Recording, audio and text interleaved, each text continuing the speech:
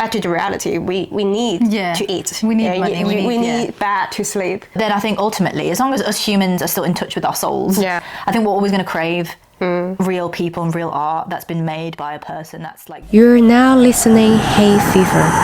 Tune in and catch the fever. Is it all the time you just want to be a photographer, or anything that you did it before? So I think before I was definitely like on a journey into finding like what I wanted to do. I worked a lot of 9-to-5 jobs. I did my degree in psychology. So very like academic and 9-to-5 vibe was my life. And then I think COVID hit, and then I think a lot of people with COVID, they kind of delved back into their creativity. And I found that photography was something that I really wanted to pursue, and just went full force with it really since COVID. And then since sort of when I took that step to really, embody my creativity and listen to that that intuitive nudge that was pulling me in that direction, I started attracting different opportunities within other creative fields like music. So I do music as well, and I sing. And I think once you kind of take that step to pursue one other creative thing, it's just, it attracts more creativity and all of that multifacetedness. So I think all creatives have a level of multifaceted. We always kind of, creativity is just infinite, and so we can it kind of delves into different areas. So music is something that I'm doing now as well as photography. So was it the time that you realized, photographer can be something that truly represents to yourself, or music? Yeah, I feel like a lot of people ask me this, even like friends and family. They said when I started doing both photography, and they were like, well, you're gonna have to pick one, you can't do both. And so I was battling with that thing. I was like, what, like you just said, like what represents me and what, but for me, both of them have such a strong place. And I think obviously you said you started drawing when you were young and stuff, but I didn't. I sang a little bit when I was younger, but it was mainly my sisters. So I was quite quiet, and so I wasn't really confident in trying new things as a kid. I was very shy and very anxious as a kid, and so but I did have an eye for detail. I loved photography. I think I loved photography without knowing that it was photography, if that makes sense. Just experimenting with different lighting and what I see, taking photos of my dog, of nature, and just kind of having a real attention to detail. And I think once I realised that there's actually tools out there like cameras, my phone, that I can actually capture and save that detail that I perceive in my environment, I was like, I want to keep doing this. I want to keep... And then I started kind of taking photos of people, because I enjoyed facial expressions and that kind of thing, like people's eyes and stuff like that. So I feel like it's always been there. That's really interesting, because this is something that I recently discussed with my friend. And when I said I just started drawing when I was young until now, but I realized my craft is not only drawing. I like singing as well, and I like dancing. Then I recently found out a term to kind of not define myself, because I don't think we ever want to label ourselves as just one thing. Literally. Because as a human being, we have so many different versions of ourselves.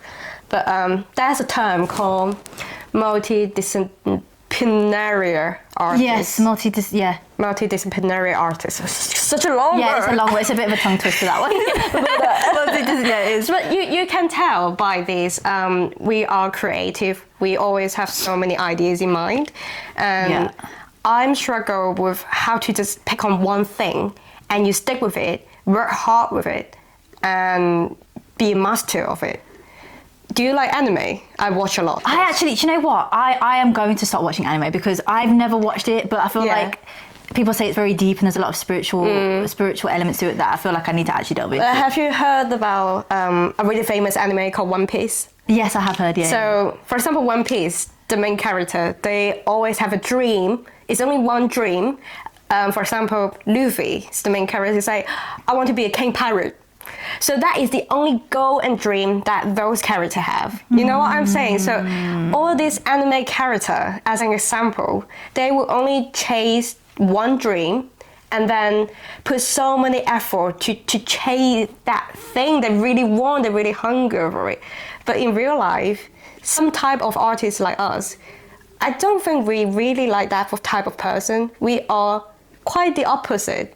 Somehow, I got a lot of things. I want to do A, then I want to do B, C, D, B. And then you will end up, oh my God, I haven't get anything done. Then you start panic. And back to the reality question is, there's a lot of people who like creative, who like art, and they always ask the question, so how can I make a living of art? Because I'm not going to tell people, oh yeah, go to chase your dream and go to chase art. But because back to the reality, we need to eat. We need money. We need bed to sleep. But then I look at your website, I look at what you're doing now. You're doing really well. So I just really want to know, maybe asking for myself or asking for the audience, people who want to know as well, how you get through this. I would say I am, but it's hard though. Because like I said, I have had a lot of things I've had to overcome in terms of my mental health and my mental stability. And I was a very anxious child, like I said, and I'm someone that I like to be in control of things. And so when I was working 9 to 5, those elements, I wasn't enjoying it because I didn't know, it sounds terrible, but I don't like being told what to do. Oh, I don't like being told. And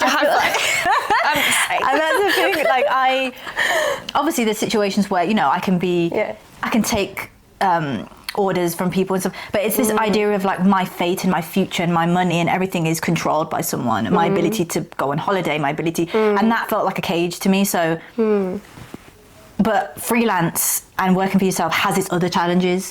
It's like, there's this, people say you need to pick your hard.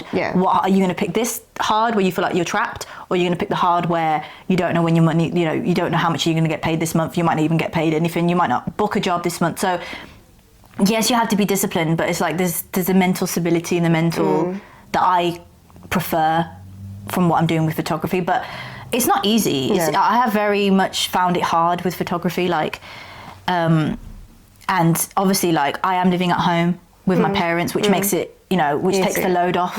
Really does, and don't take that for granted. You know what I mean? And I never want to kind of speak and be like, you can do it, because someone might be in a different situation to me.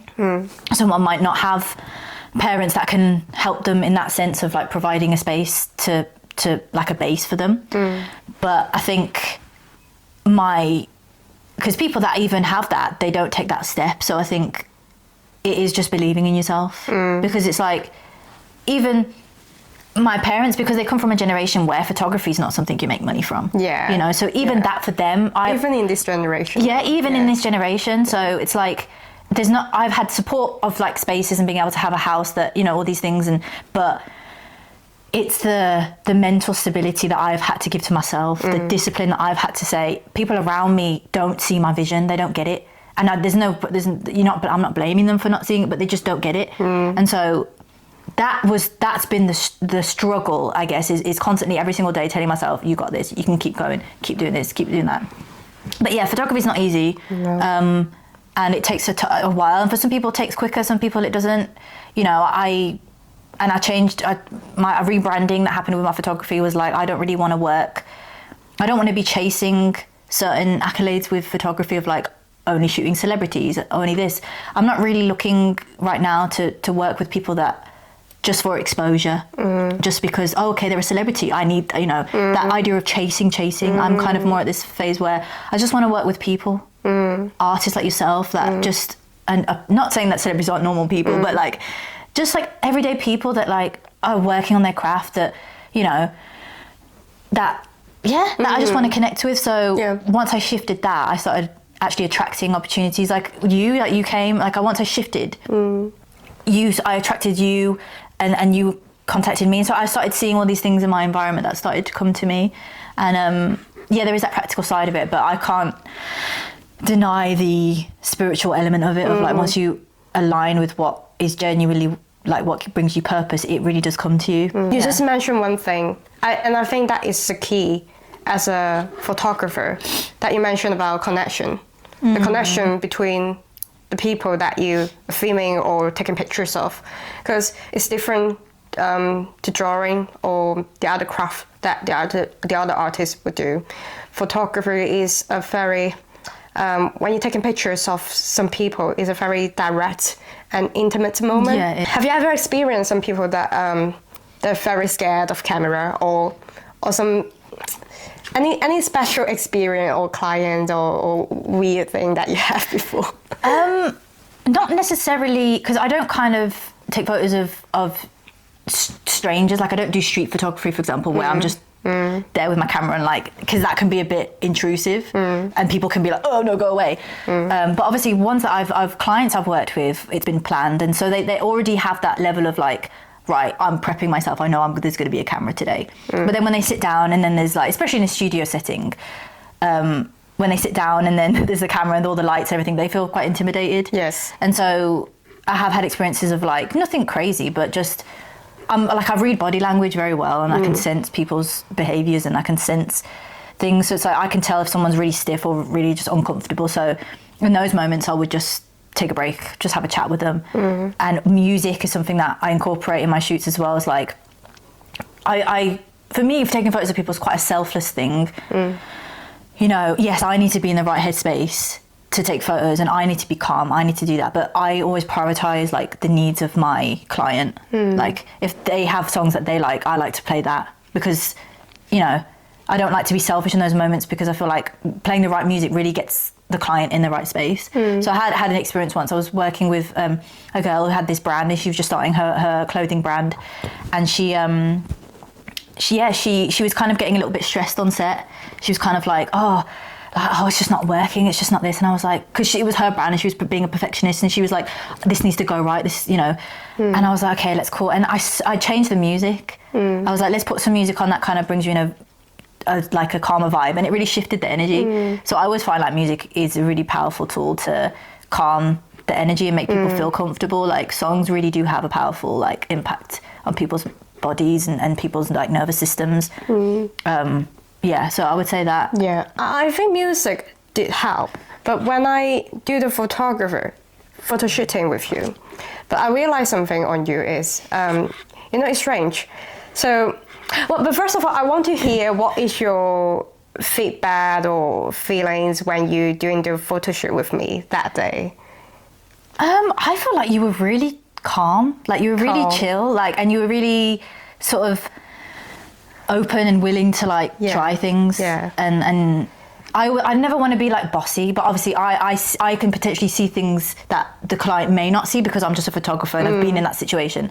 But I feel like you were still willing to kind of take direction, but also you were just really willing to like go with my vision. And that always makes it easier when the client trusts me and my vision, because like I say, I don't, if a client's kind of like, I don't really want to do this, like, then I can appear to be bossy. And so that then creates a dynamic of like, okay, I can listen to you, but then I can see something here that's going to make this better, but then I don't want to seem like I'm pushing, you know. So it's sometimes that's kind of, but then I go with it and I just say, well, I kind of find a way around it. But I feel like you were really experimental and very chill, and you were really kind of comfortable in your body. I think that makes, and that could obviously speak to the fact that you were in your own space as well. And that's why I like to capture people. I always say that with artists, I always kind of promote or try and say like, do you have your own space at home? Do you have a place that you feel comfortable? And that really sets the tone. So I think that enabled you to be a bit more free. First of all, I feel like I can really trust on you. I also get a nervous system as well. I'm not always as calm or can be relaxed with everyone.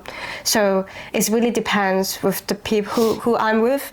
And somehow when I'm doing that photo shoot with you, I just feel comfortable. And maybe that is the connection between me and you. I think we all have similar experience, like you just go out and ask your friend take pictures of you. Some people, they were really good at it. I'm not sure is it rely on the relationship that they have. But some people, like when you say they try to be like bossy, like do this, post this, and it kind of make me more nervous. And I don't know how to like. Because because it depends on the person. Because some people are really good at taking direction, and that's what my philosophy is with photography. Is like reading the person. It's not about like, okay, I'm a photographer, so this is what I do. It's no, you have to tailor it to the person that you're working with. So like some people, I'm like, I direct more because I'm like, okay, I feel like they maybe they respond to it in a way that they don't shut down from it. They're kind of like, oh, but like people that don't, then I try a different thing because at the end of the day, I want to bring the best out in the client or whoever I'm working with and whatever. If that doesn't work, then I'll try something else, you know. So there are people that I work with that mainly models. So if I'm working with a fashion brand at night and there's models on the shoot, then I can direct them because they're quite used to, their job is to make poses, that's their job. But with artists, they're an artist. It's not, they're not models. Yeah. They are modeling now for their brand, for your, you know, you were modeling, you technically, right? Because you were in front of the camera. But it's not, it's having like, it's being able to shift your perspective and not be rigid as a photographer, being able to read the room, read the person, understand the concept of the shoot. You know, I'm not shooting a model here. I'm capturing an artist in their element. So that's when I was like, I'd rather you just be yourself, you know. Are you a person that will easily attach to people? That's so interesting you asked that.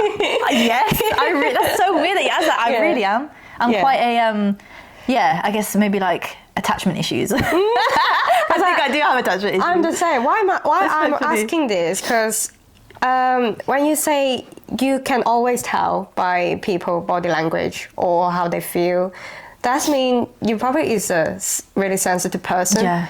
I think a lot of artists have these features as well, and the attachment that we have. But it's also interesting because you need to take a good balance. When, for example, if you're shooting somebody, they are too anxious or what emotion they're holding, and you have to like not be attached on what the feelings now at that moment because you need to be professional. You need to take pictures. So how do you do this? Yeah. That's a really deep question. No one's ever asked me that. Like, this is something that I'm craving for someone to ask me this question. But no, it's really interesting because I think the word that I'm potentially describes what you're saying is like, yes, attached, but it's like empath. Being an empath, that's what it is. It's like being an empath is someone that you absorb other people's emotions and you absorb like the emotions of, that's how I feel. That's why I feel like as artists we're so sensitive, is because we really feel deeply, even if our own emotions as well as other people's emotions. So I guess knowing to separate. So I guess your question is how do you, is it like separate it or de-attach? Yeah, de-attach. Not to attach to the emotions. Yeah. Because I think you can do it because when they are too nervous, you can't be nervous. You have to like. I think that's a really interesting question. I never thought, and I think you've just realised something that I do on my shoots that I'd never really realised, and that's literally what I said earlier is observation. Because when you're observing, you're not absorbing. You're not absorbing people's emotions. You're just observing it, and that's what I've realised that I do, that you've just literally made me realise that I do that, because yes, in my personal life, I may absorb people's emotions, but then photography is almost like healing me in a sense, because it's making me realise that I can, you know, capture an emotion without absorbing it. And my camera allows me to do that. That is why I find it very interesting, because if you really easy to attach to people, but then when you're back to being a photographer, you have to just be an observer. Yes. To take it out from what emotion they hold. It's really hard to do it, I find it. Yeah. That's really deep. You just like, this is like a light bulb moment. You just like I'm just going for like, whoa, like an awakening moment. Maybe they have no model answer. Maybe you're just good at it when you be a photographer, when you're wearing this hat, you can just do it. I think so. Yeah. Because in my personal life, I'm still working on that. But I think, maybe photography is part of that journey of understanding that I need to observe more and not absorb. But then to your personal life, when you're not taking pictures, you will have that issue. Literally, maybe just keep my camera with me at all times. Maybe that helps me, like, not absorb. Like when I'm meeting new people, like when I'm in an argument with someone, I'm like, I don't want to absorb. Let me hold a camera now. It's tend to be more successful photographer than all male. I think so. I mean, there definitely are obviously successful female photographers, but I don't really know why it's male dominated. I don't know. I think maybe the aspect of like the technology side of it, you know, cameras and gear and the tech savvy side of it that tends to be more associated with men. I think it's that, and like the heavy gear, you know, and like carrying this but you know, even on sets, you know, I have had a thing where I saw you that day. You know, what there was once. Well, with you. Yeah, you carry so much stuff with you. But one thing when you said about male dominated, I was on a set once and it was all the crew was male and I was the only female photographer and they were videographer, and I was like, let me help. Like, you know, I do this. Would they let you do it? No, they don't. And so I'm like, and so that was actually the first experience that I've had where I felt almost, what's the word that I'm looking for? Like, treated differently because I'm a woman. And honestly, I've never actually felt that. What did you feel when they treat you different? Would you feel isolated, or they actually take care of you? You see, for me, it's like, I'm not like a feminist to the point where I like it when men open doors for me. I like that stuff. You know, that's sweet. I like it. But when it's on a professional setting, it's... look, man, if they want it's a heavy thing, I would probably prefer not to carry this thing. Yeah, go for it. Yeah, take it. But then it's like, no, I want to be taken seriously. And it makes you feel like, okay, I'm not being taken seriously here, or my input is not important, you know. And so it does bring up those little feelings, you know, because it wasn't crazy obvious, but it is in those like subtle things, subtle ways. You can tell a little bit that they are not really taking you serious just because you're a female. Yeah. And I think it's also a thing where it's like photographers versus videographers as well. Like videographers, you know, you know, are way more sort of important on set. You know, that kind of thing. So even between the practices within the photography scene and videography and like that side of things as well, like photographers are not seen. So if I'm a photographer and I'm a female, and then there's a videographer, which is a male, woo, I'm going to be at the bottom of the barrel. Like, do you know what I mean? Like, I'm fighting multiple things at one time. How great the AI can generate pictures. It just looks so threatening sometimes. It is. I think it definitely is. But I feel like, look, we have gone back to, like, old-fashioned ways of doing things as well. We like, a lot of people use film cameras now. A lot of people use the vinyls, the old ways of, you know, those vinyls, the LPs for music. So I feel like as human beings, we naturally crave real things. So I don't think it's going to be a threat. I think it may have a thing of like, it's going to be probably reach a peak of a lot of it. But then I think ultimately, as long as us humans are still in touch with our souls. And still human living beings with like, you know, blood running through our veins, I think we're always going to crave real people and real art that's been made by a person. That's like, you know, I don't think, I mean, me personally, and I think if I'm one person thinking that, I think there's probably a lot of people thinking that they don't want AI art in their house, or they don't want to necessarily listen to AI music, even though AI music is pretty good, it sounds good, but for artists who make music like me and other people, and like, I just don't think it's going to be a threat to the point where it will take over, because we just crave real stuff. You have to appreciate the creation behind the scene. Because some people, they find it convenient, and I would just use AI. Why do I need to hire a person to take pictures of me or to draw pictures of me? I can just use AI to generate it. If some people tell you this, and what would you say? Should you just leave it? I'll find my audience. And literally, that's a great question, because as you were saying that, I was thinking it's like they're clearly not my clients, then are they? Because I think that's what I'm saying. I think there's going to be room for both. You know, there's going to be room for both, I think, because the artists that really crave like real authentic stuff, then they will go to that. But then it's also a thing of like a lot of music artists now, you know, people have asked me like, oh, can I book you? And then I give them my rates, and they're like, oh, it's out of my budget. So I think depending on the artist that I work with, they may go with AI because of their budget. I think it just depends on the person. But I do understand the easiness and the desire to want to use AI. The right people will find you. Yeah, I think so. I don't think it's a problem. The world is a big place. And what is more important is when you see the artwork, any craft that, when I'm talking about artwork, it just depends on any craft. So it's more, people want to see the creator, the personality of the creator, of the artist. Why I will need to buy your art? I always think about this question. So this is why I recently making content, and I see your page as well. I see you make a lot of short reels in your Instagram. So do I. We all doing the same thing. So I find it actually is quite important for people to get to know you, to get to know who you are, why they need to buy your products. Yeah, I definitely agree with that. I mean, loads of people have said, you know, over the years, it's like, what is it? People invest in people. You know, if they know you and they know the person behind the art, that it becomes trustworthy, it becomes relatable. You know, there's a human behind it. And I think now more than ever, we crave that because of AI. I don't think AI is going to take over to the point where it's like, oh, no, but it's actually creating more of a demand for real artists like us, because it's like, oh, like, you know, there's so many people who are like, oh, no, I don't want that. So they're going to go, it may kind of make a bit of a shift in terms of convenience and, you know.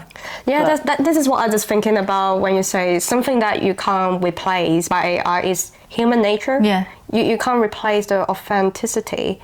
And Yeah. Some people, they afraid to show themselves in the camera or whatever on which platform that you use. It's not really about the media, what you use. It's about showing yourself, and the courage that you need to take, I think is, I would just ask a question. If you don't show people who you are, how you let people to get to know you? Are you just sit there and wait for someone, hey, come to see me, buy my work?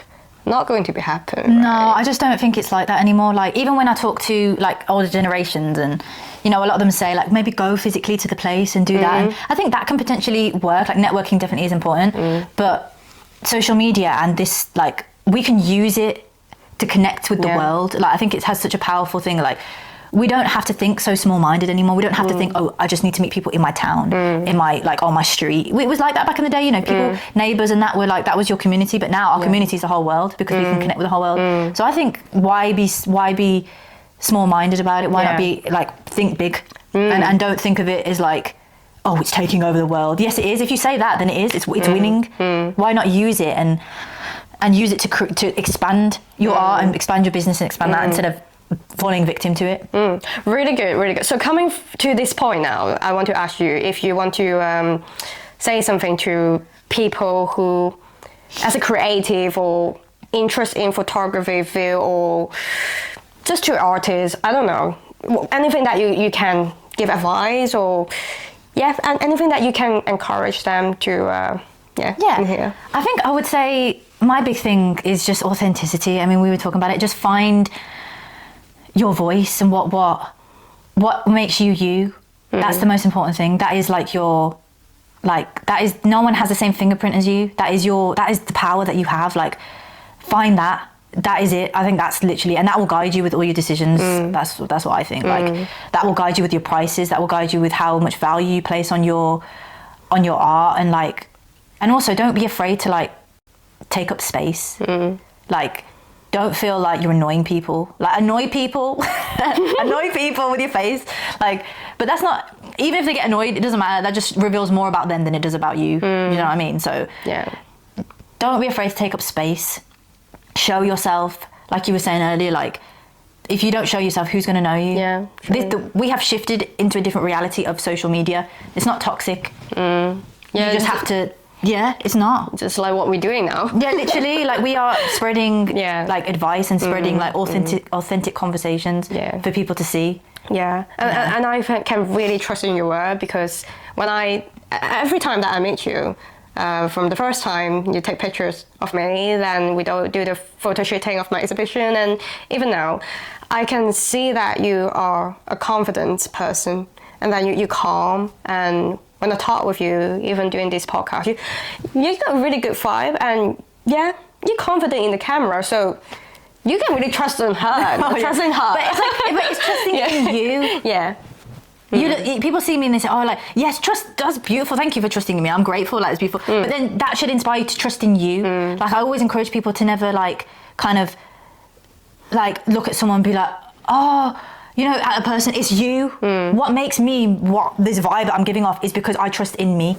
If I didn't trust in me and I was looking for validation in other people, I wouldn't be able to talk like this. You know, so it is really about trusting in you and what you bring, and that just oozes, that hopefully should inspire people to do the same. And that's what it is. It's not about like worshipping people or like, yes, be inspired and admire people, but like never never look at me and think, okay, that's exactly what I need. Sorry, I'm just spat. That's exactly what I need to do. Look at me and think, what is she doing that works for her? Okay, she's being authentic. And then that's when you can do that for yourself. Like, but yeah, I do appreciate what you're saying, not to like, be like, no, but that is true. Like, we just have to trust in ourselves, and then that creates then trust with other people. And it's going to take a lot of times. Yeah. Even when we say that, it sounds very easy that we say in front of the camera, but I've been through that as well. How you find the authentic self inside your heart, it's going to take a lot of time. It's a journey though. Yeah, it's a journey. And I don't think I've met that completely. Like, I know that that's what I need to do, and I've done that partially, but I feel like there's a journey.